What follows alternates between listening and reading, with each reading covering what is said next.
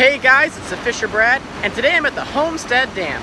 In this video, I'll be showing you guys some awesome tips and techniques on how to catch river salmon.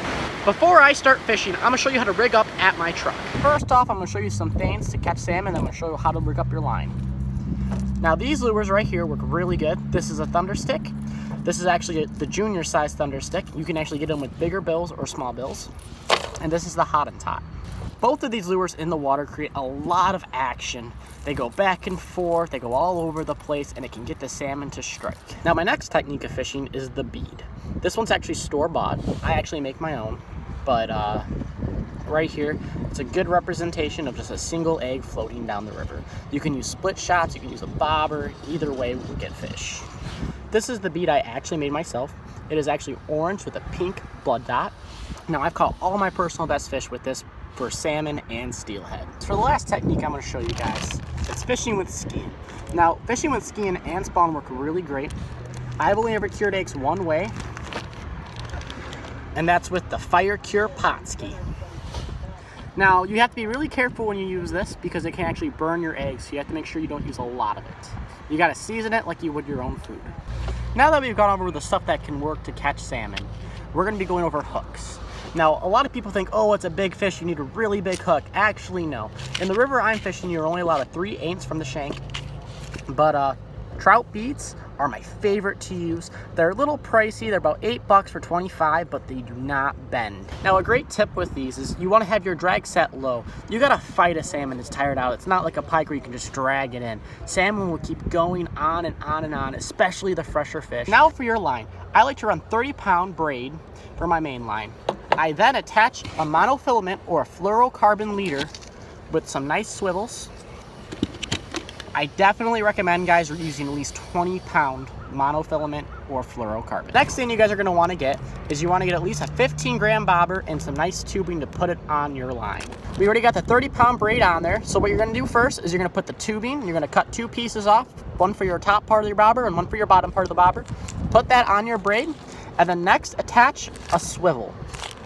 After you attach your swivel, you'll make your leader line and attach that to the end of that.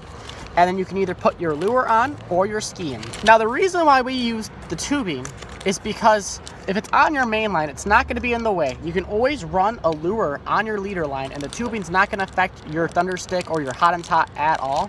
But if you decide, hey, I want to float fish instead, you can just cut the lure off and run your skein or your bead. We got it all rigged up to show you the braided line. We got the tubing for the bobber, and then we got our swivel.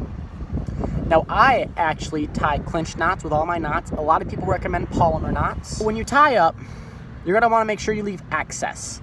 It's not like pike fishing, you know. This is a salmon. It's gonna pull a lot, so you wanna make sure it doesn't pull your knot loose. I put the tubing right here to show how easy it is to switch.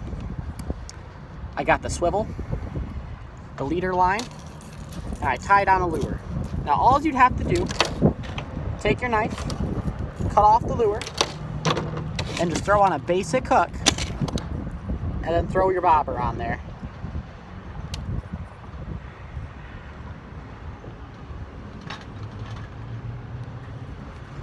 And then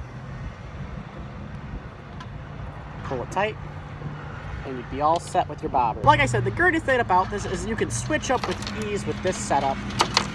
You can change from float fishing to lures, from lures back to float fishing, and all you gotta do is take these off and you're good. You can use your lure again.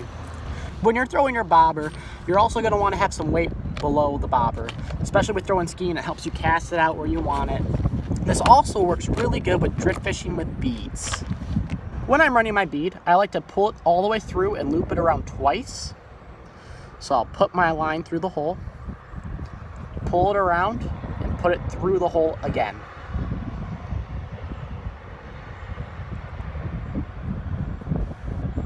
Now this will allow me to be able to move my bead wherever I want, up my line or down my line. But it will mostly stay in place. It's not going to fall down or anything. For the trout beads, they actually give you a way to actually set up your line. Now you're supposed to put the bead 2 inches above your hook. And you're supposed to put split shots 14 to 16 inches above that. And this right here, guys, is how my bead really looks. Like I said, the way I put it on, you can move it back, you can move it this way, but when it's in the water, it's not gonna move. All right, guys, so this is how my bead setup would look. It's all done. Got the hook on there and the bead. And the great way I tied the bead on, like I said before, you can move it wherever you want to put it, but it will not move in the water. At this dam, you are not allowed to fish within 100 feet of the dam. There's actually markers, though, to tell you exactly how far that is. What you guys want to do as soon as you get to the rivers, you want to find a nice deep hole.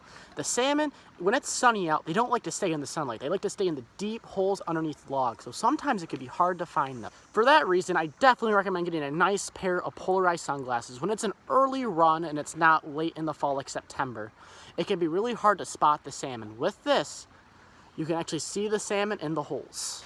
When you're stopped and looking at holes, it's really important that you actually stop, stand right over the hole, and look at it. You might stare at a hole for about 20 seconds to 30 seconds and you won't see anything.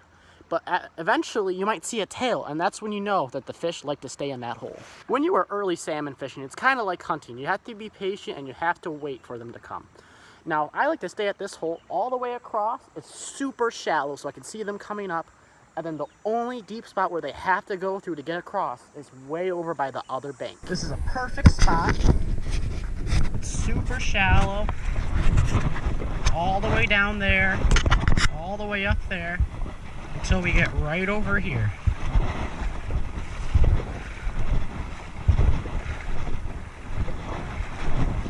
Super shallow all around. Right here is the only deep spot. This is where I'll be throwing my line every time. You can throw lures, skiing, beads, anything you want for salmon right here. There's plenty of spots like this on the rivers. However, I like this really nice spot because there's a lot of structure over there. There's a log where they like to hide underneath. I can just cast right over there and let my skin drift down or my bead drift down or anything else I throw just drift right on down past there. So if you're throwing lures, you're gonna want to throw it by structure. You want to throw it where stuff might swim by, you know, they'll see it and they'll go after it. Finding a spot like this is definitely key into hooking into a salmon. The reason why I do this is so all the salmon have to go to the one side. It makes so I only have to cast in one area, and it's very nice to know where the fish are coming. You want to make sure you find a nice narrow spot where it drops off and gets super deep with a lot of structure. That's where the fish are going to want to stay and hide to get away from the sun. All you really have to do once you find a spot like this is just cast. You can cast beads, skin, lures, you can cast anything up in that shady area, and fish are going to go by eventually. In late September, it's a lot easier to find the fish just because there's so many of them. When fish come into a hole, it pushes some out and you'll see exactly where the fish hide up. But early salmon fishing, you really need to get these guys. The only way you'll be able to see them without this is if they're going straight over gravel. When you tie your line up, you always want to make sure that your swivel ties are always the tightest. Your least strongest knot should be the one where your lure is. So if you do get snagged up, you can break off and you only lose your leader. All you have to do is retie a leader to it and then re-put on a new lure or a new hook. To easily retie your lures, it can be pretty simple. If you have a fishing vest, you just simply put the line between the two zippers and you cut how much you want, and then you just pull out more line and then cut. Now, when you guys are fishing spots like these, you can catch a lot more than just salmon. I'll probably end up catching a lot of creep chubs, maybe some suckers going by, some maybe catfish. Honestly, a lot of stuff runs through here. I seen 2 pike yesterday. So I'll just be having my line, like I said, in the shade and see what I can get.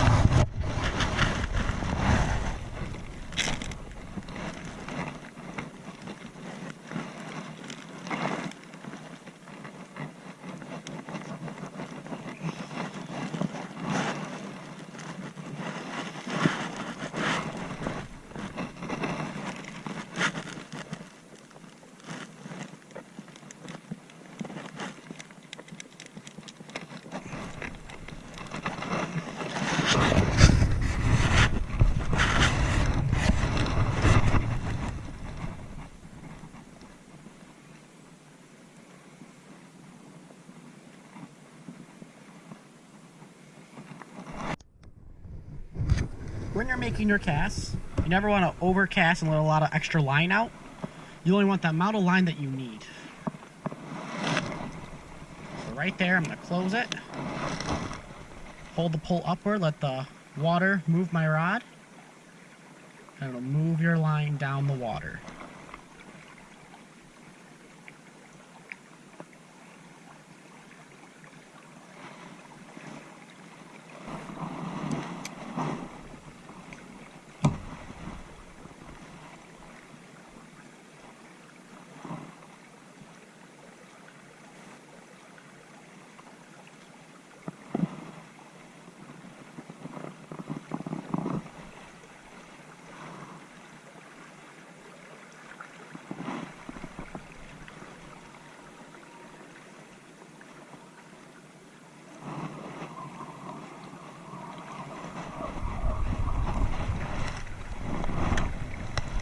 Now, one thing you guys are going to want to get is you're going to want to get a really strong headlight.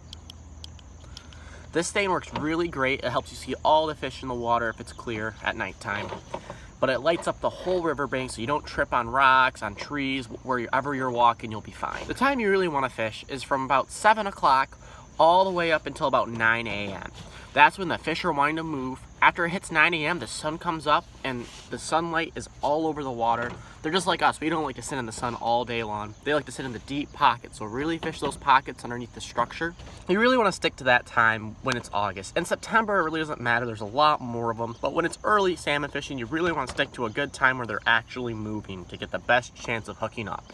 All right, guys, I really hope this video helped you guys out, especially if it helped you land your first salmon ever. That's the whole reason why I'm making this video, is to help the people that haven't really caught one before, don't really know what they're doing, and they just want to have a chance to fight an awesome fish. If you guys like this video, I'd really appreciate you giving a like, comment, and subscribe. Have a great day, guys.